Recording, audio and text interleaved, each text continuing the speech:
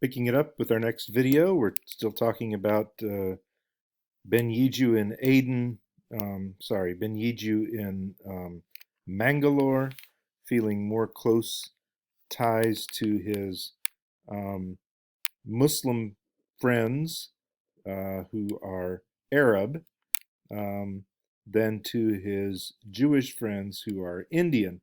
This is very similar to the fact that my friend who was in Fez felt closer to me and my friend who were Christians than to his fellow Jews who were Moroccan. This is just a cultural thing. It's something um, that we have. Now, we mentioned Sufism, and I showed you that music video, but I found another movie here. This is on um, Netflix. It's called uh, Ertugrul, Resurrection Ertugrul. It's a Turkish soap opera.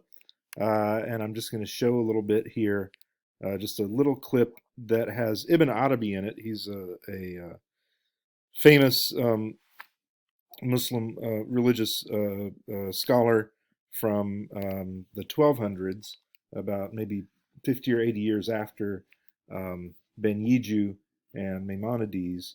So it's late 1100s, early 1200s, and Ertugrul, who is the father of Osman, who founds the Ottoman Empire. So it's all on Netflix. You can go watch it. It's just a what do you call it? Soap opera.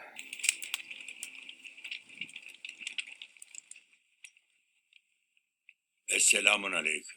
Aleyküm selam ve rahmetullahi ve berekatuhu.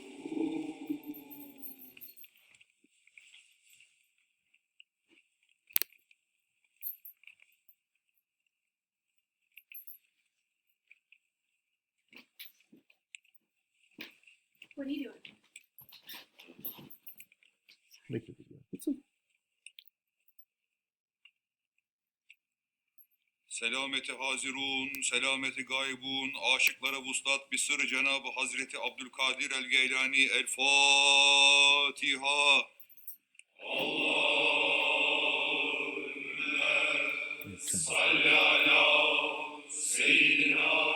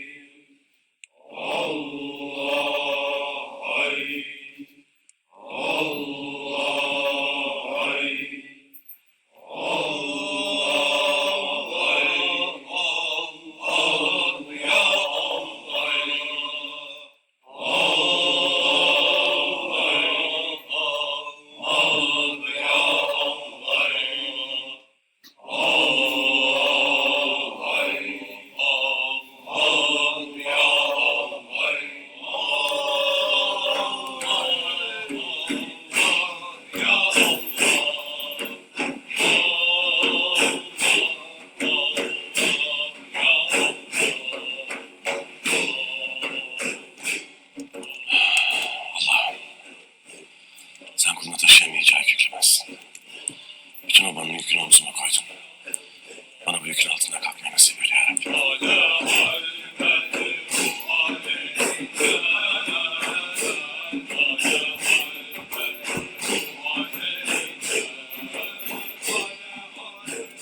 Sen ki Yusuf'u kuyudan çıkarıp Mısır'a sultan yapansın. Bu düştüğüm bu dipsiz kuyudan çıkmak için bana bir imkan ver yarabbim.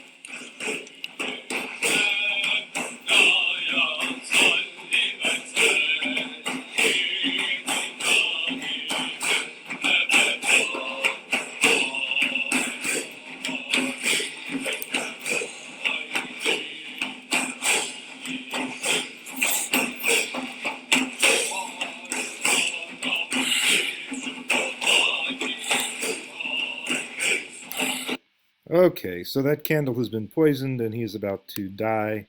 But he won't die, of course, because he's the hero.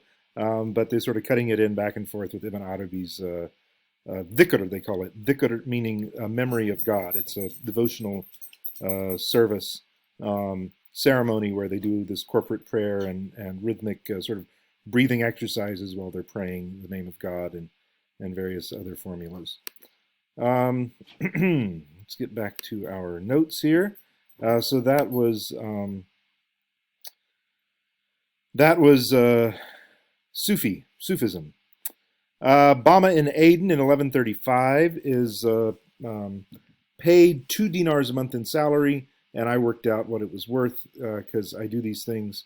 I would say it's about $1,500 a month that he's getting paid. He probably also conducted some trading on his own. So he's you know, not really a typical slave in the sense that he is getting paid a salary and building up savings. When he went to Aden on behalf of Ben Yiju, he bought 93 dinars worth of goods. So he had in his pocket $70,000 worth of cash that and a shopping list. So that was his job, was to go around and buy $70,000 worth of household goods, the shopping trip. But he was also shepherding a shipment in of commercial goods that, you know, because Ben Yiju is a merchant, so he is sending this merchandise from India to Arabia, and he wants to sell it for 685 dinars, around $500,000. And this is relatively minor. This is not a big deal at the time. One of the richest merchants in the area had a clerk who was worth $350 million. So you can tell what the merchant was worth if his clerk was worth $350 million.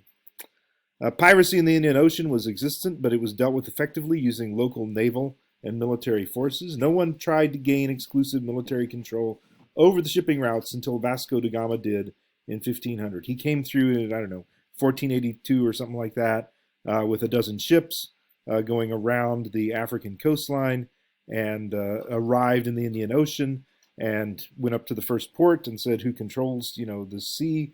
And they said, no one controls it. It's a free trade zone. He said, well, I'm going to take it over. And they laughed at him because he only had a dozen ships. And then he went back to Portugal and got a fleet of 100, came back and just bombed his way through until the Portuguese controlled it.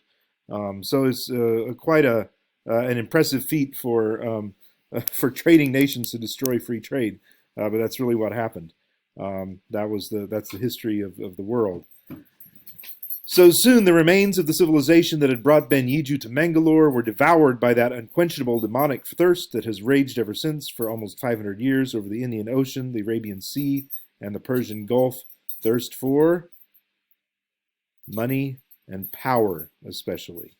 Power and control.